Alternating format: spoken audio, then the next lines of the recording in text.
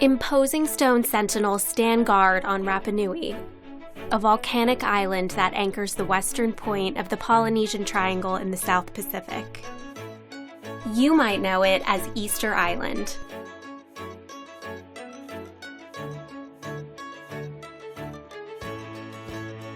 About 42% of the island is Rapa Nui National Park, a World Heritage property established in 1995 to preserve the natural and cultural wonders of this Chilean territory.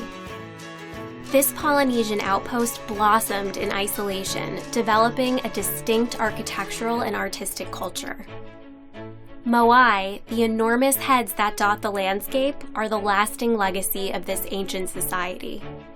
The effort to construct these monuments and move them around the island must have been considerable. But no one knows exactly why the Rapa Nui people undertook such a task. The hundreds of moai standing on Easter Island today were restored by historians, anthropologists, and archaeologists in the 20th century. To get the best view of the moai, trek to Rano Raraku, where the volcanic rock used in their construction was quarried. Of the 887 remaining statues on the island, roughly 400 are strewn in and around the volcanic crater. While most people visit Rapa Nui to explore its cultural history, the island is also home to some excellent diving, surfing, and enticing beaches.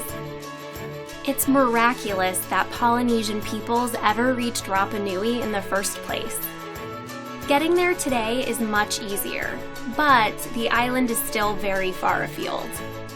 Long flights service Rapa Nui from Chile and Tahiti.